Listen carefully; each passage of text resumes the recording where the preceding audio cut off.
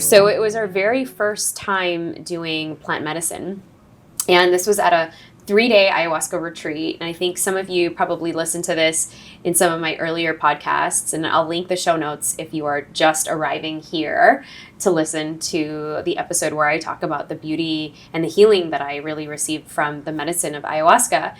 And it was during a time in my life where I was saying yes to new experiences. I had just gone through a divorce and a very big heartbreak. And I was going through a lot of things in my life where I was starting to question, is this the right path for me? Because I was a dentist at the time.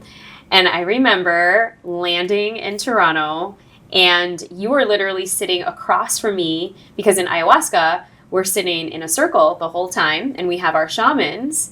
And I see this beautiful bright light, this Latina fire energy sitting right across from me in this circle. And I feel like that's just when, you know, our souls connected, because you're also a fellow July baby as well and a water baby. And so take us through that time in your life. What led you to plant medicine and ayahuasca, okay, specifically that one?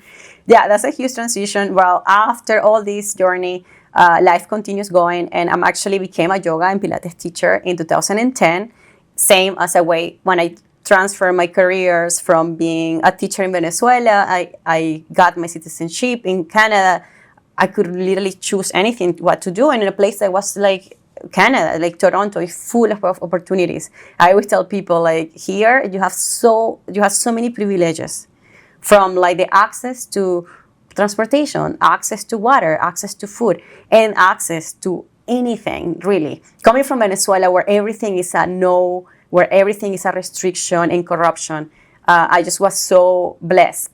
And I got this idea. I love so much yoga and Pilates because my back pain went away.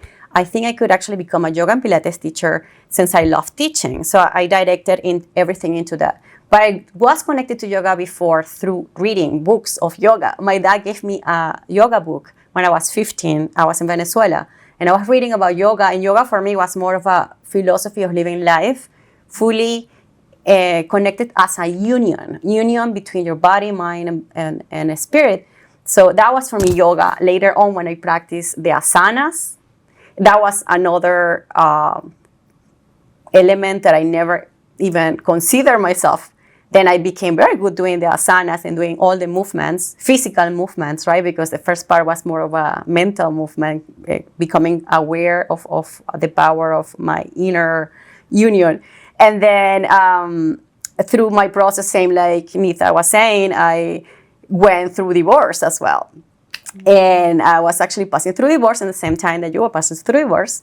And we connected in that particular practice. Plant medicine for me was just an experience that I was ready to receive. Before I went to experience, I educated myself because you cannot enter in this space with fear, right? So I kind of understood what could be the outcomes from there. Was this your first time doing any psychedelics at all? Like, was ayahuasca the first time? It was the very first time that I was mentally prepared for the experience. And it definitely was the very first time that I used hallucinogenics for something that was so powerful. And it was so short for me. I know, like, for so many people in our group experience like longer transitions and trances and all this. For me, it was such a short, but it was so deep and so clear that it really realigned and reassess and reassure that I was in the proper path to come home. Because I usually say, we're just walking home, right? So it helped me to walk home, and I'm still here walking home. Wow. So, and I want to kind of dive deeper into that sort of like nugget in that frame of when you were in that circle with me and we were together for those 3 days. And you said it was short, but what was the intention for you coming in there for those 3 days? Because I already did so much work before that day. I searched for tools. So I had already done family constellation therapies with my psychotherapist, which is therapy and also mixed with some energy therapy that is not exactly the typical therapy. It's not Western therapy. Exactly. So it's a mix of all of it. So I have done Reiki, I have done family constellations, I have done all this deep work. But then I start searching about the power of nature. And nature, we coming from nature, right? Like without nature, it would be so hard to be here. And then why I cannot be experiencing healing through nature. Then I researched, I heard podcasts, and I actually realized that I was ready for the experience. I felt safe in the space, all the process. I felt safe. It's very important to feel safe. And for me, it was so short, but it was very clear. It was exactly what I needed in that particular time. And I think I was mature enough to take the gift very serious. I journal, and then from there, I digested. It took me a long time to digest the messages. And but what were some of those messages? Do you feel comfortable sharing? One of the deepest messages that I learned was actually becoming empathetic by embodying others. How this happened was through a particular moment that I was sitting on meditation. I became my grandma. So I became a woman that her body was in pain. Mentally, I was very sharp. I could literally remember when I was 4. But physically, I could not have the strength to tell my body what to do. So it was kind of like a frustration of being able to be mentally and have great clarity of what I want and who I was and what's happening around me. But physically, I was just so debilitated. And I literally felt like my grandma. And it made me feel like, wow, like I can really feel how she's feeling right now. It's like, oh. And then I became my Reiki master, who was like an angel that appeared in my life. And like she did some Reiki to me and through the divorce.